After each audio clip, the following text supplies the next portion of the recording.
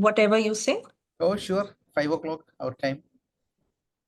All right. Good evening, everyone. On behalf of Homeopathy 360, I extend a warm and heartful welcome to each one of you. I am Dr. Noori, editor at BHMS. Today's webinar marks an especially important milestone as we explore one of the most foundational yet evolving dimensions of homeopathic science, chronic diseases and miasms. It is an absolute pleasure and privilege to welcome our distinguished speaker for this session, a visionary researcher, an inspiring academician, and one of the most influential contemporary voices in homeopathic science. Dr. Rajendran is a name that resonates strongly with innovation in homeopathy. He is widely recognized in the homeopathic research community for his pioneering investigations into the presence of nanoparticles in potentized homeopathic medicines, a line of inquiry that has sparked global scientific dialogue and opened new pathways for understanding dynamized preparations, adding an entirely new dimension to the ongoing discussion surrounding the nature and behavior of homeopathic ultra dilutions. After the success of Nanodynamics webinar, we are back with another impactful lecture. It is my honor to invite Professor Dr. E.S. Rajendran to take us into the nucleus, unlocking the secrets of chronic diseases and miasms. We welcome you, sir. Thank you. Thank you, Dr. Noori, for your great words, and good evening to everyone. We are again back after a couple of days, and I'm so happy many of you have listened the first lecture on nanodynamics, and today we are going to speak about an entirely new topic that is on the chronic diseases and miasms. And this is about really about one of my book also, that is the Nucleus lectures on chronic disease and miasm. This was an earlier edition, new edition of BJ in slightly different look you can find. This book was published in 2004. The first edition came in 2004 as my second work. First work was New Lights, Lectures on Homeopathy and Philosophy, published in 2002. And Nucleus, why I wrote a book on chronic disease after more than a decade of teaching. My academic career started in 1989, end of 1989. I was teaching all along, and I was doing my MD course during that time from 91 to 94 at Calicut GHMC. And I was teaching 91 onwards chronic diseases regularly. Chronic diseases and miasms, and organon of medicine. All those, it was my basic teaching subject all along. So, my dear friends, I was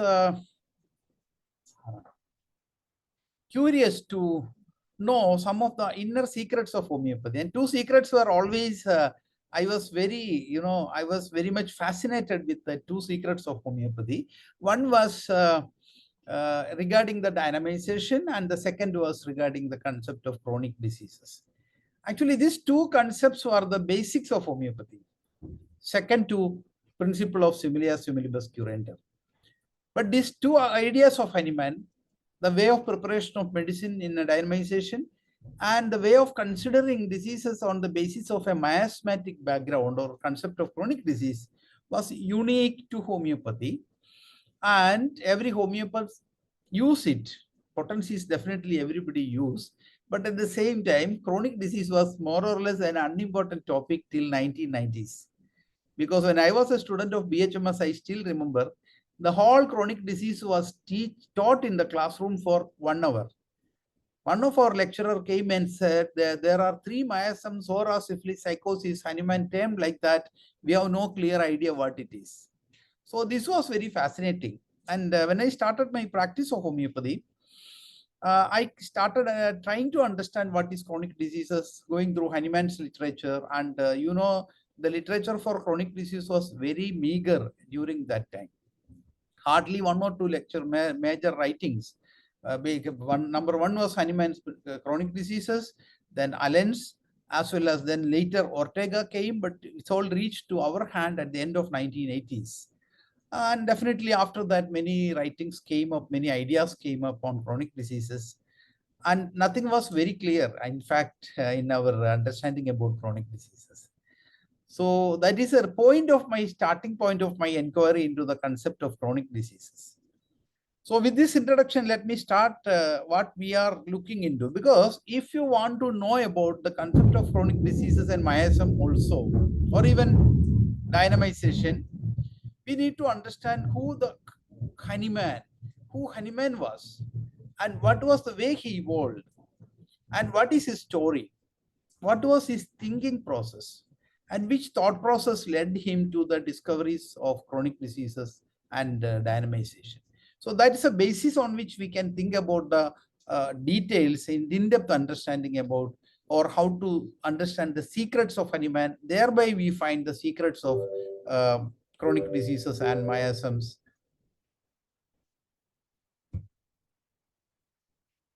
This is the book I was just showing you. And this book is already been translated into Russian. The first white one you are seeing is translation to Russian in 2007. And second one you are seeing Nucleus in, that is a book in Turkish language that was published in 2017. And these two foreign translations are available for this book, Nucleus. And this book contains basically 3 lectures. The lecture 1 is basically 2 lectures. The lecture 1 is composed of 6 chapters, where I have trying to understand how Hahnemann evolved the concept of chronic diseases. You can see in the first chapter.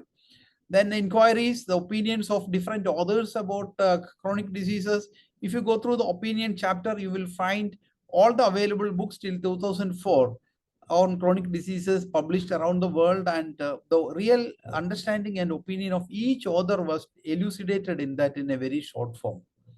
Then the conflicting point is organisms and miasm, because Dr. Kent and other philosophers of initial major physicians of homeopathy had very serious difference of opinion about how to place organism in the concept of miasm.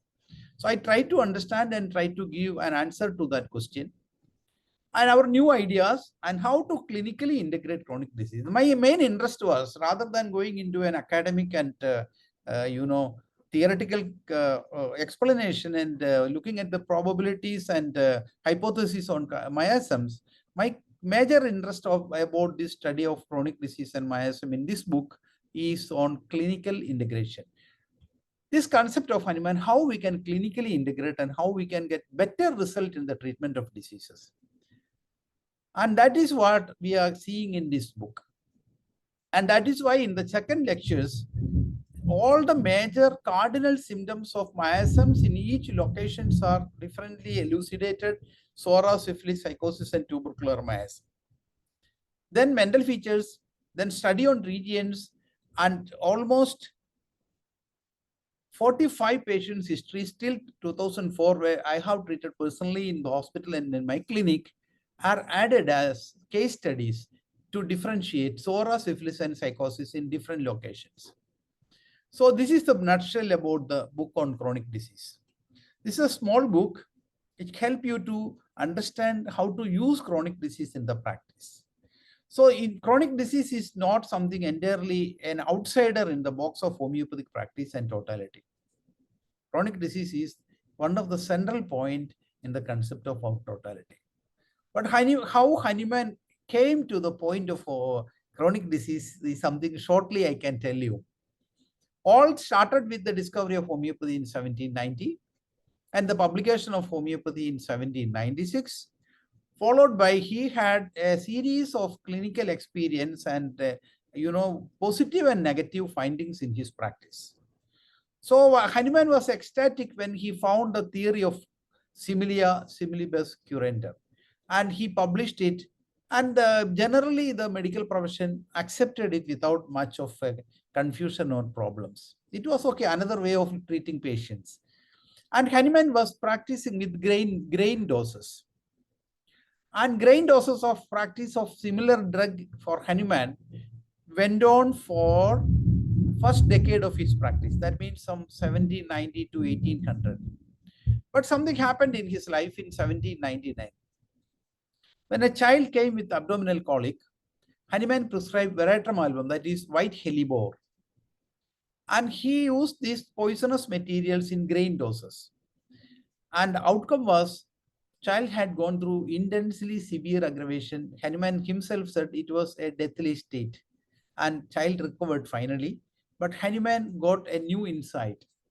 When you give medicines which are of toxic nature in a higher quantity, in a material level, it produces severe aggravation. So what he did is, in 1800, there was a outbreak of scarlet fever in all Germany. So 1801, when Hahnemann diluted belladonna, belladonna is another poisonous plant, and he diluted, we understand that he diluted in 1:10,000 ratio, one drop of belladonna. To simplify it, one dose of belladonna into 10,000 drops of water, dilute it, and he gave the medicine from that to the patient. And there, a tablespoonful of medicine or a teaspoonful, like Hahnemann prescribed, liquid medicine to the patient. And he found this is very, very effective for prevention and cure of scarlet fever. So he published the same thing immediately after the outbreak of scarlet fever, the cure and prevention of scarlet fever.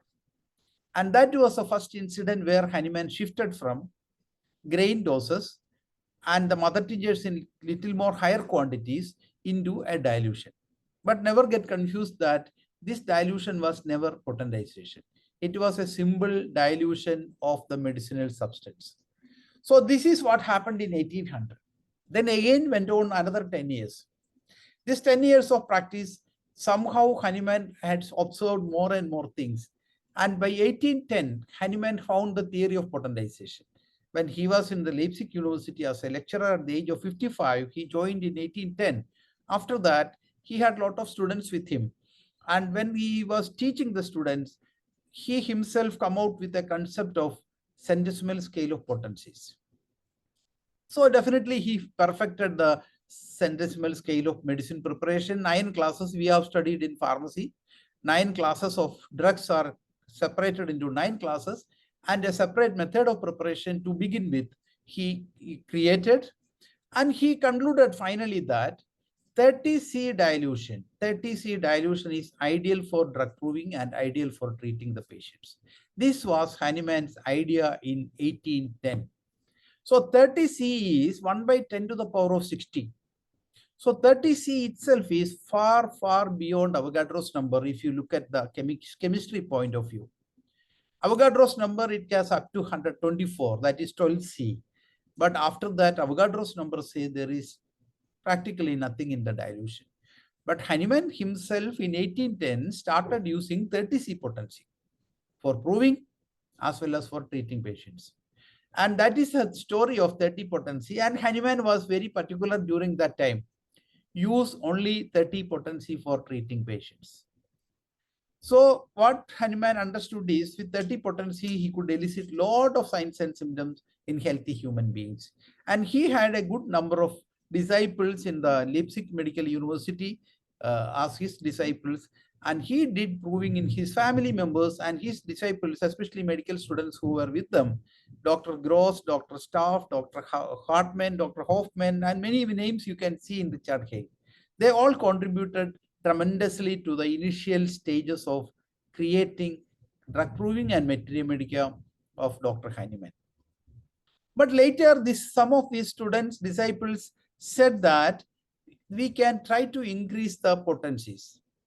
So in 1816, Hahnemann admonished his disciples. He said there is no room for dilution beyond 30C, and there is no possibility of any medicinal content beyond 30C. This was Hahnemann's own idea at that time. So Hahnemann said, no chance of going for further dilutions. But silently and secretly, his disciples were going on working, creating potencies more than 200, 30, above 30, 200, 500, 1000 like that. And they started giving to patients and they tried to do experiment. And in 1819, they reported back to Hahnemann that, sir, whatever you said, that 30 is the only potency is not accurate, because we have clinically observed that the remaining higher potencies are still working with the patients. So Hahnemann, as a scientist, he was not adamant about his idea. He said, okay, if it is working, let us do it. So he agreed that high dilutions are possible in homeopathy beyond 30C. So that is the way, because Hahnemann believed in that time that it is impossible to retain the matter in high dilution beyond 30C. But when the dilution went 200, 500,000, Hahnemann had a serious problem. The whole concept of homeopathy he evolved in 1790 with an idea that the allopathy of that time has a major problem of lack of accuracy and scientific validation. So Hahnemann said a material medicine is very important. His concept and idea was to create a clear material medicine. But Hahnemann, 30 years down the line or 20 years down the line, landed in a dynamic medication, which he had to give an explanation why this medicine is working such a diluted form. Then he invented the idea of dynamic form of drug action. So this was an idea you should understand. Dynamization was a process which he developed to understand, create the drugs in a more subtle form, but that made him to come to a concept of dynamic powers in the body and dynamic action of drug. And he himself said there is no chance of material in potencies beyond 30. So the dynamic concept of homeopathy started as a justification, a hypothesis for the action of high potencies in the human body. So Hahnemann proposed a theory of homeopathy as a simple, pure material science. This is Hahnemann's own word, simple, pure material science. But later, the concept of potentization and the discovery of potentization converted Hahnemann into the whole simple, pure material science into a dynamic science. But I can tell you very simply, I can tell you one thing. This dynamic science is now we can call simple, pure, subtle material science.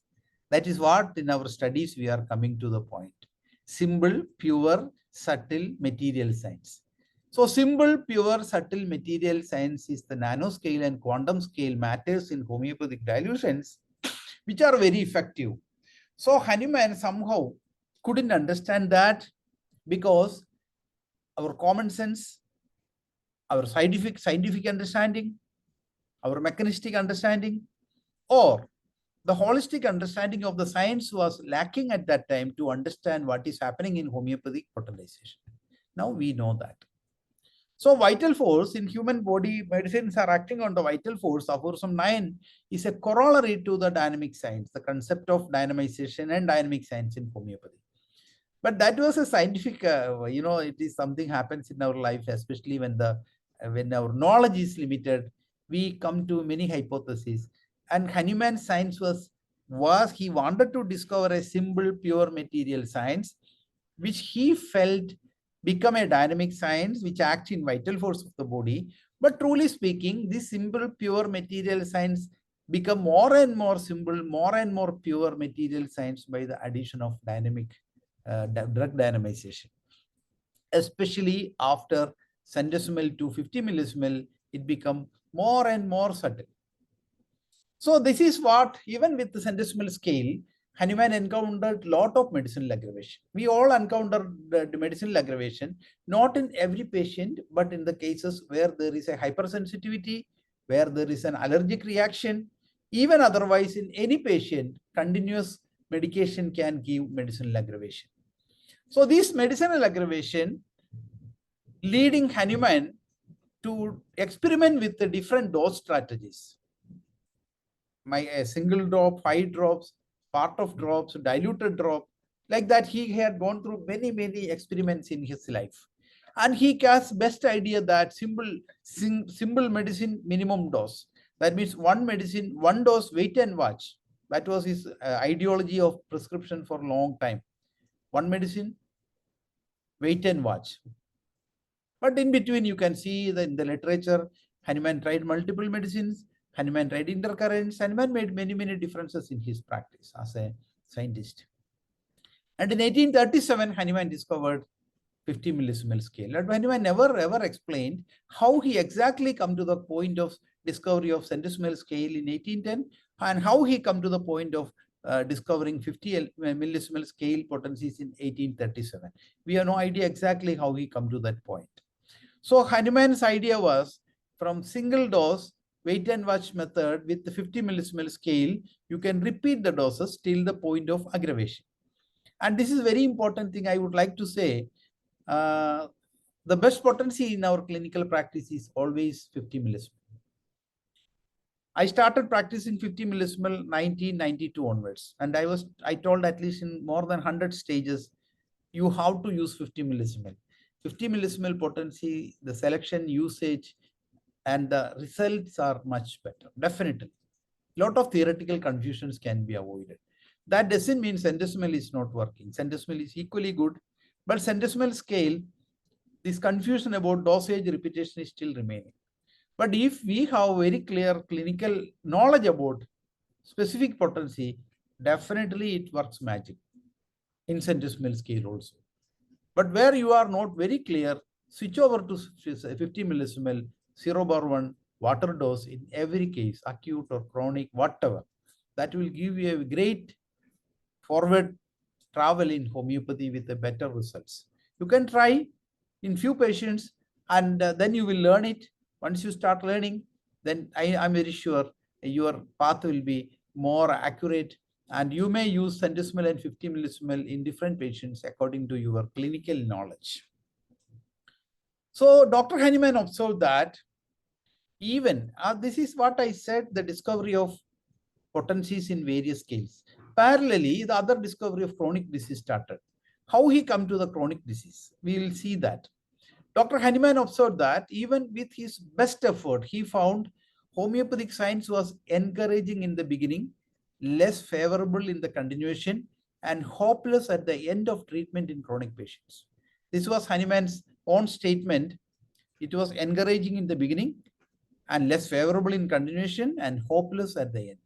That means medicine give good result in the beginning, later the action is less, and after some time medicine don't work at all. This was a very big dilemma in Hahnemann around 1850s, 1860s, 1870s. So what Hahnemann did is 1860s and 1870, 2 years, he himself wrote, I burned a lot of midnight oil. This is Hahnemann's statement. And he had 2 years of continuous assessment of his patient's history of 25 years of case files. He studied again and again and again. And initially he thought more drugs and more, when you discover more and more drugs, you will be able to cure more and more diseases. This was a Hahnemann's own illusion. We have a similar illusion today we can see in the conventional medicine. Doing more and more research and spending more and more money and making more and more ideas, and they believe they can discover new drugs for every diseases, and they are failing abysmally, absolutely failing. How many antibiotics discovered in last 25 years? Or how many new drugs came for curative drugs came for patients in the last 30 or 40 years? Nothing. So in the field of medicine, this type of dilemma is always common. So Hahnemann had gone through that dilemma. So he understood there is no qualitative change even after many more drugs are proved. In 1810, when he started creating drug proving group and committees and proved lot of more drugs, his idea was to cure more and more patients with more and more new drugs. But he realized immediately that it's not going to work. More and more drugs are coming, but more and more cure is not happening. So in 1816, 17, 18 period, he investigated this problem thoroughly. And he utilized typically the Baconian method of Lord Bacon's method of inductive logic. What he did is he arranged all his case records and he wrote down the major symptoms in various diseases and diagnoses, and he was trying to find out commonalities.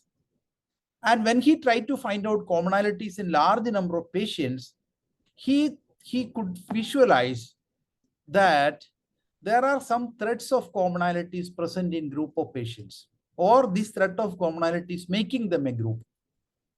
And the first one he identified was the symptoms of syphilis. So Hahnemann first identified the disease syphilis and many diseases in patients which are not syphilis, but having symptoms similar to that of syphilis disease. He termed it syphilitic miasm.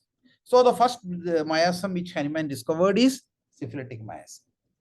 The reason was, during the period of Hahnemann, that was a period of political instability in the Europe, and the Franco-Prussian war was going on for almost 1 or 2 decades. You know that Napoleon's army was attacking the Prussia. Prussia was a big country, Germany at that time, and the war was going on repeatedly, and the society was totally disintegrated, and it was in a major chaos, and the infections and diseases were very common. And at that point of time, a good percentage of population was infected with syphilis. And Hahnemann observed, though the patient is not having syphilis, but he has many symptoms similar to that of disease syphilis. That means bone pains, night aggravations, or salivations, or sometimes, ulcers in the skin, coppery colored ulcers, and various types of symptoms of syphilis are present in other diseases. This is the point he understood. The disease syphilis has something to do with creation of many more diseases. He didn't understand it has a genetic backend. But definitely his foresight was so deep, he understood that this one disease at some point of time can infect, can change the genetics, and it will be transmitted from generations to generation. That is why inherited syphilis, he said, symptoms of inherited syphilis. The Hahnemann's great contribution. If you look at that point, we understand that Hahnemann is one of the finest physicians in the history. He utilized the concept of genetics without knowing what genetics was. He utilized the same concept in chronic disease. Hahnemann is one of the greatest scientists. If you look, I told you in the last lecture that before the discovery and understanding of nanoscience, Hahnemann is the first person to create nanoparticle through the process of trituration and succussion and utilized it for the treatment of disease. So I was telling in last class, Hahnemann was the true discoverer of nanomedicine. And Hahnemann had contributed tremendously to utilize the concept of genetics. That means diseases transmitted from generation to generation through the genetic material. But Hahnemann didn't use the genetic material word because genetics was unknown to him. But that thread was very clear for him. And he understood this syphilis and psychosis, two sexually transmitted diseases, are primary cause for creating hundreds of other diseases. So the first miasm he discovered was syphilis. Second disease, miasm he discovered was psychosis psychosis is gonorrhea itself. And signs and symptoms of gonorrheal patients, infections, has seen in patients with many other diseases, which he said has the offshoot of psychosis itself. He termed this psychosis miasm. Then finally, he derived the idea of psoric miasm. He was trying to peel like we peel the onion. He was trying to peel the cause of diseases systematically, come to a conclusion where it can be clinically utilized. So now we are almost very clear that almost all these traits of psora, syphilis, or psychosis are nothing but genetic trait we inherited from our parents, from the forefathers, from hundreds, from thousands of generations of human beings. So this is what we realize now what psora, syphilis, psychosis is. So this concept he derived, as I told you, by the application of Baconian inductive logic, where Lord Bacon devised a clear method for that. How to identify a general principle from commonalities of the particular instances. Lot of particular instances have a commonality. That commonality can be taken up as a general out of the particulars. And that generals, when you clean up, analyze, and purify, you get general principle. So this is what Hahnemann did in the case of discovery of chronic diseases by many years of effort. And extract the grand general. The grand general is you extract from lot of particulars and the commons and particulars and generals, this grand general is becoming a principle. That principle is what we call miasms. And these miasms are nothing but or mostly genetic traits. And you know very well nowadays, without the genetic trait, there is no disease existing. Even if you have to get an infection, a viral fever, you need to have a genetic predisposition. Otherwise, you don't get infected. So genetics and the traits which are inherited in us are the true cause of chronic diseases, which Hahnemann translated miasms. So genetics of Hahnemann is nothing but miasm. So after the discovery of miasm, how it can be applied? How this concept of miasm can be applied in the patients? This is another tricky thing, but Hahnemann did not have enough time to ponder into that and publish anything about it. He identified the concept of miasm in 1816 to 18, 2 years period, but he didn't publish anything till 1828. You know that Hahnemann published a chronic disease in 1828. And that book was published after 12 years of hibernation. I say hibernation because I think Hahnemann was afraid of publishing the concept of chronic diseases. Because when he had come out with the idea of potentization, centesimal scale up to 30C, the whole scientific society rejected Hahnemann and ridiculed Hahnemann.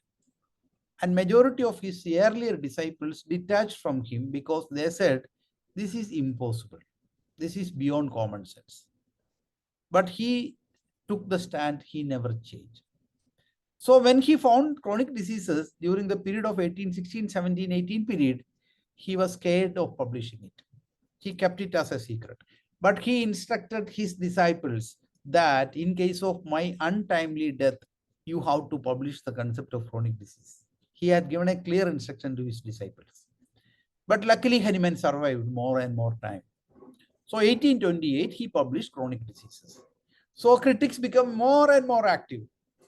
And they said even many of the Hahnemann's own followers in homeopathy in 1828, after the publication of chronic disease, they read it, they rejected it, and they said, at this age, this man is doing something which is madness. They never agreed what Hahnemann did.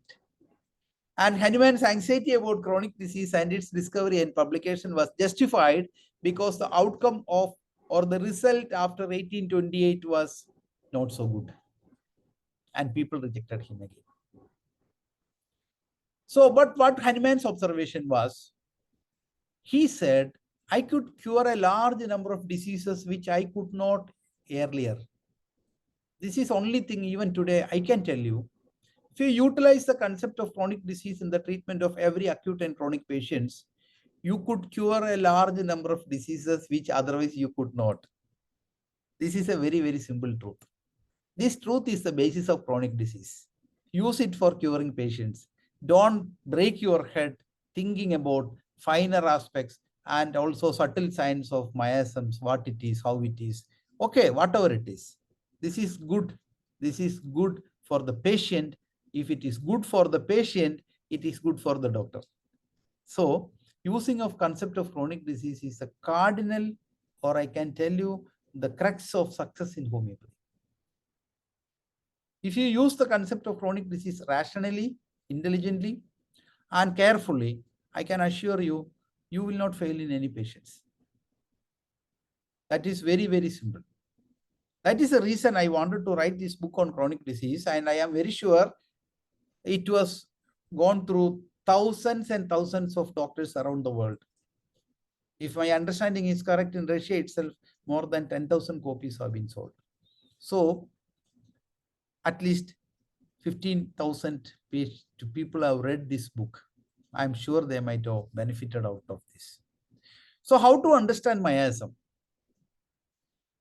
Understanding miasm, I don't know. I have given in my teaching period, career during the course, teaching education, teaching career all over, and in many colleges in India in last decades, I have given a lecture note, more than this book, a lecture note on chronic diseases, classification of symptoms, which you can see in many books like Hari Mohan Chowdhury and many other books you can see.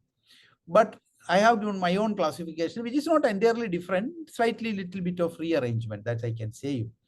And that helped a lot of people to understand what miasm in a better way. So for primary thing you need to do is cardinal signs and symptoms of miasm in each location should be studied, starting from mind, generalities, skin to extremities. Study all the characteristics. Each miasm has specific characteristic. Psora has 5 or 10 characteristic signs and symptoms, which will repeat in every location. Psychosis has around 5 to 10 characteristic symptoms, which repeat in every location. Syphilis has similar characteristic, and that repeats whatever is the disease. This is Hahnemannian secret. Whatever is your disease, you may have a migraine, but a migraine can be a psoric migraine, psychotic or syphilitic migraine. If your headache is getting much better by applying ice cold water, the symptoms of syphilis is there. So that is a syphilitic migraine. Similarly, each diseases in each location, if you know the cardinal symptom of the miasm, you can pick up which miasmatic influence is more. If you know the which miasmatic influence is more, you can choose a drug which is more lenient to that miasm.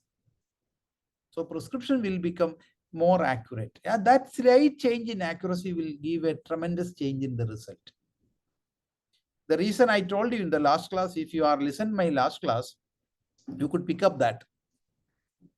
If a patient is having migraine, like what I said right now, better by ice cold water. This modality of better by ice cold water is an external symptom, but definitely this symptom has a backend in the gene regulatory mechanism. So if you are giving the drug which is having better by ice cold water, then that specific gene will be located and identified and influenced by the drug. And that influence make gene regulatory mechanism and cure the patient in a better way or perfectly cure the patient. This is applicable in all conditions. We have not perfected this art because these two extremes point the external symptom, a characteristic symptom of a patient, and which gene is modified and activated to create that symptom is unknown to us. So that's the next stage of development of homeopathy and medical science. So grade the drugs accordingly. Miasmatic prominence, according to the miasmatic prominence, we can grade the drug. Under each miasm, in any standard textbook of chronic disease, you can find under each drug, there are around 100 or 50 drugs are given, are characteristic and prominent. And these drugs are the thing we are commonly using. We have 5,000 more drugs in our Medica. How can you use all these drugs in our practice? It is impossible. So when you use 100 drugs with miasmatic prominence for totally 100 drugs with aura syphilis psychosis differentiation, maybe 25, 30, 40 drugs for each miasm, and constitutional drugs. If you start applying, the percentage of cure you make in patients will become tremendously increased. I personally experienced this difference because I was constantly trying to derive miasm in each and every patient where I give prescription.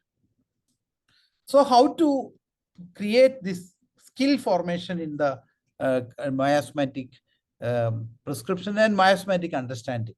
There was a perception in our homeopathic education, and homeopaths around the world taught the way that you give the indicated drug. Then when there is a miasmatic block, try to find out the miasm and give a anti-miasmatic drug. This is one way of looking at miasmatic treatment. And that is, I feel, I was doing that in the initial years of my practice. Then later I realized it's not required, in fact. When your first prescription itself is totality derived and miasmatic totality derived, both are same. You will land up a drug which has prominent miasmatic influence with the prominent characteristics. So most of the time you don't need an intercurrent drug for that patient. Same drug will cure the patient. Rarely you need to give an intercurrent like sornum, syphilinum, tuberculinum, or whatever drug comes in between. But that's not very common. If you are more accurate, you don't need to do that. If you are prescribing acid nitricum for a patient, and acid nitricum is 3+ soric, psychotic, syphilitic. So you indicated drug indications are clear. Whatever miasm comes, acid nitricum will work. You don't need to give a syphilinum in between. or you don't need to give medornum in between. Acid nitricum itself is the drug plus miasmatic totality. So you need to learn the drugs in that way. There are many drugs, but there are some occasions we give, we may not be able to pinpoint so precisely. Then give your indicated drug and give intercurrent as a anti-miasmatic. But when you are able to locate the drug with miasm, I can tell you, you are the champion. And your drug will work. It will work like a magic. So, what I was doing is, the totality, when you create homeopathic education, always teach symptomatic totality. Symptomatic totality is a partial totality, maybe a good thing 150 years ago. Now, when you create a totality, you have to know the disease diagnosis. Disease diagnosis is most important for a doctor. If you don't know the disease diagnosis and the prognosis, you will never ever feel like a doctor. So naturally, we need the pathology. With the current level of education in homeopathy, it is not at all a difficult thing. Disease diagnosis, pathology. Once you know the disease diagnosis and pathology, for a conventional modern medicine doctor, you know what medicine is to be given as per the pharmacology, and you can prescribe very easy for them. But for us, the next stages are coming. That is signs and symptoms we have to catch very clearly. Patient's history, past illness, family history, and environmental impact, emotional impact, psychic impact, mental symptoms. When you collect all these things, what are you doing? You are doing much bigger and much deeper than any physician of modern medicine in this world. That's the reason you cure the patient, which they can't. So we are highly specialized in our work. You can deliver better than a psychiatrist and better than a clinical psychologist, better than a counselor, because you are the combination of everything. And you touch the genetic code of the patient through your constitutional anti-miasmatic drug. Constitutional anti-miasmatic drug is a single drug. It need not be one drug followed by anti-miasmatic. Need not be. Can be, but it need not be.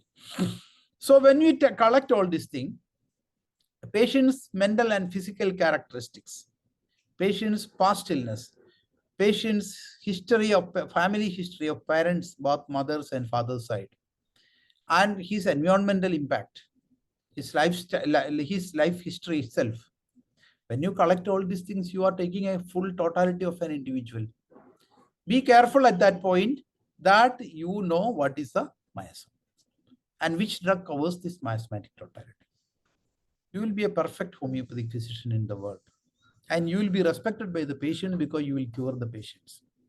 You don't need to hang your head in front of anyone else, because you will be better than any other physician in this world if you know the secret of Hahnemannian practice of chronic diseases, adding into the totality, make a holistic totality. A holistic totality in homeopathy is a combination of diagnosis, pathology, characteristics, and miasm.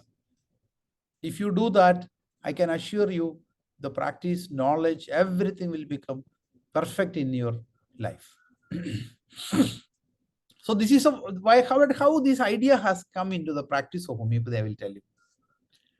Dr. Hahnemann, like I said to you, materialistic medicine was his vision, but he's landed in dynamic medicine. So similarly, after proving many drugs, Hahnemann understood finding and selecting a similar drug is little difficult. So what he was practicing in the initial years, I will tell you clearly, he was doing numerical totality. He lists out patients' whole symptoms, maybe 100, 200 symptoms he catch up. And the drug symptoms which is got during the proving process, the symptoms of drug proving, he will write down in the one column of a book, and he will compare how many symptoms of this patient is matching with the proving symptom.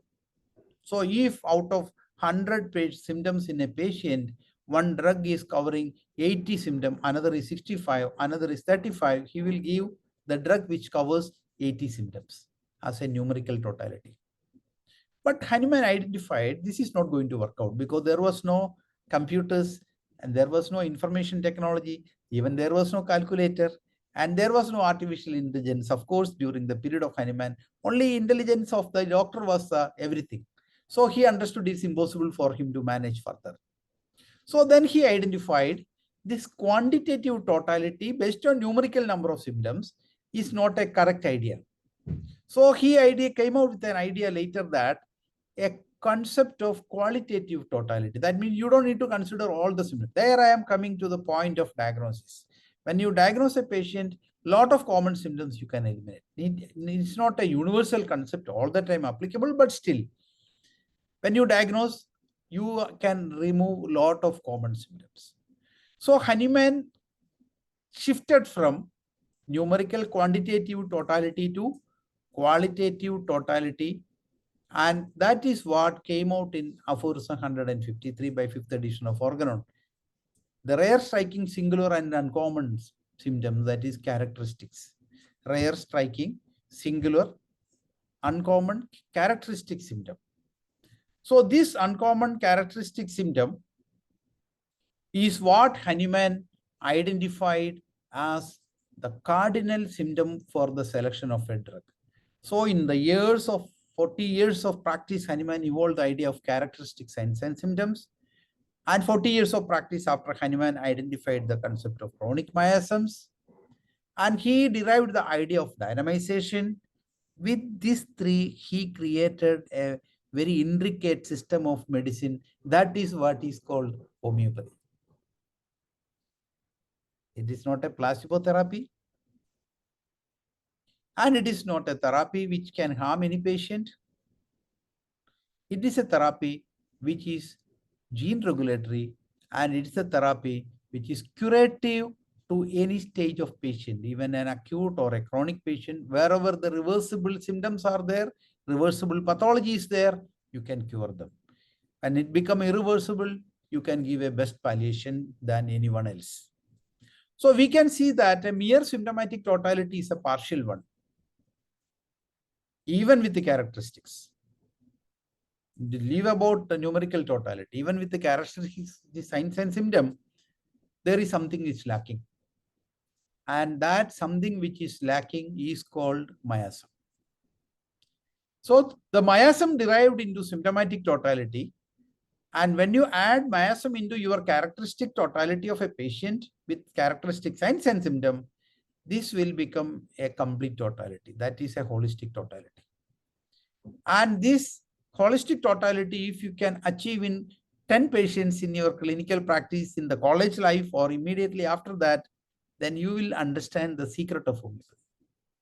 For that, you have to take some effort, some reading, some studying, some meeting some people, treating some patients, make some trial and error, and understand things, and you will evolve.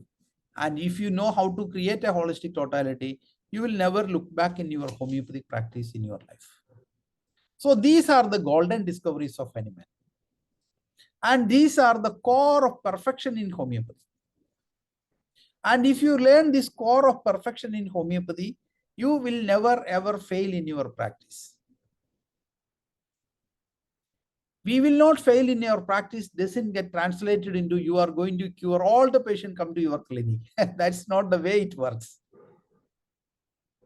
But you will not fail in majority of situations. And your failure, if it happens, that must be beyond your control many occasions. So Hahnemann's dilemma was, as told you in the beginning, he proposed homeopathy as a material science with utmost simplicity compared to the allopathic medicine of his time. With the discovery of dynamization and miasms, his science landed in the realm of dynamic world. So allopathy of the Hahnemann's time, you know that there are combinations of medicines. You know that there are 4 gradings given during the Hahnemann's time: basis, adjuvants, corrigans, and corrective drugs. So these 4 combination drugs are mixed together and give a mixture to the patient. That was called allopathic medicine during the Hahnemann's time. But you can see that allopathy made things very simple. Last 30, 40, 50 years, they made everything in a, package which is very acceptable, looks very simple. That is practically, it is very simple to use. But the concept has not changed. Concept remains same. That is a philosophical problem. The philosophical duality the philosophical difficulty of conventional modern medicine. The philosophy behind conventional modern medicine is very weak. It's a dualistic philosophy. And they can never make their medicine into a holistic one. But Hahnemann's methodology of discovery of homeopathy as a holistic science made it very complicated in later years. Very complicated for people to understand. When medical science has converged into the concept of specializations and super specializations, we have hundreds of varieties of doctors. Even for the eye, we have 5 different specialties. When specialities are going like that, it was impossible to integrate holism into practice. When specialities are growing like that, more and more information have gathered about disease and body, and more doctors are trained into different specialities, and nothing can be holistic in the treatment at that point. Whereas homeopathy remained holistic always, practiced holism always, treated and cured patients with the holistic concept always. Science was not clear about homeopathy. Now, we are getting more and more clear idea about what homeopathy is. So dynamization was considered as a mistake of Hahnemann by many people. But I can assure you that was the greatest contribution of this man. That made homeopathy not a dynamic medicine, but a medicine capable of acting and interacting with the genetic material in the body. And many people criticized Hahnemann for the concept of miasm. Miasm as a concept was never digested properly in our profession. I can say even today. But Hahnemann's creation of the concept of miasm is a landmark in the history of medicine.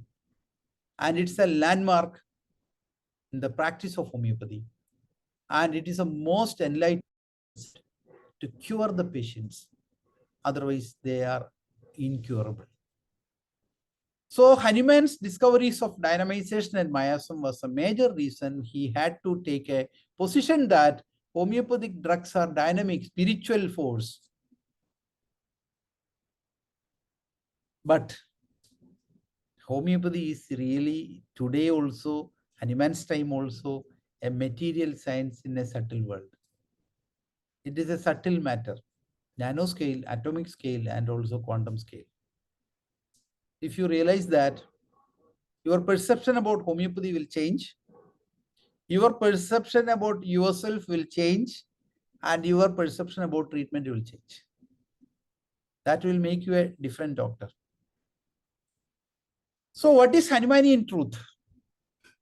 What I told you now, with the recent discoveries of our discoveries of nanoparticles and quantum dots in every dilution of homeopathy drug proved otherwise, that Hahnemann's discovery of dynamization never taken homeopathy to a dynamic science or a spiritual science, but it has taken homeopathy to a quantum scale, or I can say at some point it is a duality point between matter and energy. That is subtle. That is extremely subtle. So any belief of homeopathy is a placebo therapy by any scientist in the world is because of ignorance. And along with ignorance, some people have a lot of arrogance also. So they criticize homeopathy without knowing what they are telling exactly. So the whole concept of spiritual aspect of homeopathy as a science is unqualified, it's nullified. It can be cancelled without any doubt. It's not a spiritual science.